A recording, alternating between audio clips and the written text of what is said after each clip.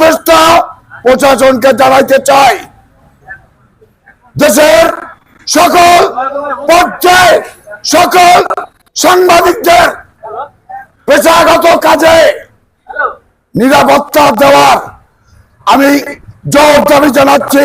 আমার এই গলাচিপার কর্মরত সকল সাংবাদিকদের নিরাপত্তা জোরদার করতে হবে এবং তাদের পেশাগত কাজে তথ্য দিয়ে, সত্য তথ্য দিয়ে তাদেরকে সহযোগিতা করতে হবে, যাতে করে আমার এই গণমাধ্যম কর্মীরা নিজেকে দেশের সেবায়, মানবতার কল্যাণে, মানুষের কল্যাণে, সমাজের কল্যাণে তারা তথ্য তুলে ধরে। মানে একজন নারী কেলেঙ্কারি, মানে নারী সে সাদারতি করতে চেয়েছিল কেটু, যে তার দলবল নিয়ে এই সাংবাদিকরা আসলে মূলত সে ভিডিও করতে চেয়েছিল এবং সে জাতিকে জানাতে চাচ্ছিল এবং সেই তাকে প্রকাশ্যে দিবালোকে তাকে হত্যা করা হয়েছে এবং এর সাথে অন্যান্য সাংবাদিকরা আসলে এই নির্যাতনের শিকার হয়েছে, মৃত্যুর মুখে তারাও ধাবিত হচ্ছে।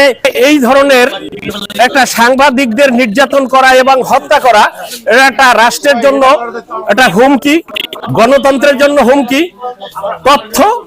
অবাধ তথ্য প্রবাহ রাষ্ট্রের একটা গুরুত্বপূর্ণ স্তম্ভ, এটার উপরে হাত দিলে আপনার গণতন্ত্রের উপরে অনায়াসী হুমকি আসে। বসুন্ধরা ডায়াপেন্ট এখন আরো উন্নত।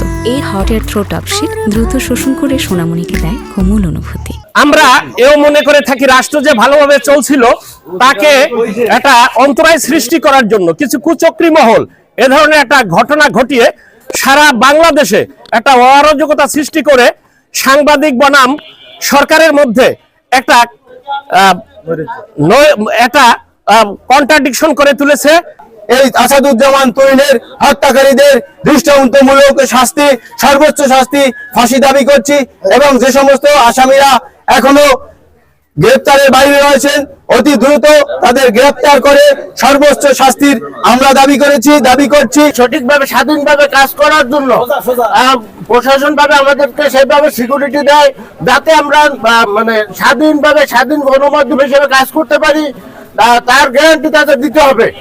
আজকের এই তুহিন হত্যা হয়েছে, কালকে আমি হত্যা হতে পারি, আর আমরা কেউ নিরাপদ না। কাজেই আমরা গণমাধ্যমের নিরাপত্তার স্বার্থে প্রশাসনের দৃষ্টি আকর্ষণ করবো যেন প্রশাসন আমাদের নিরাপত্তার জন্য দ্রুত কার্যকরী ব্যবস্থা গ্রহণ করে।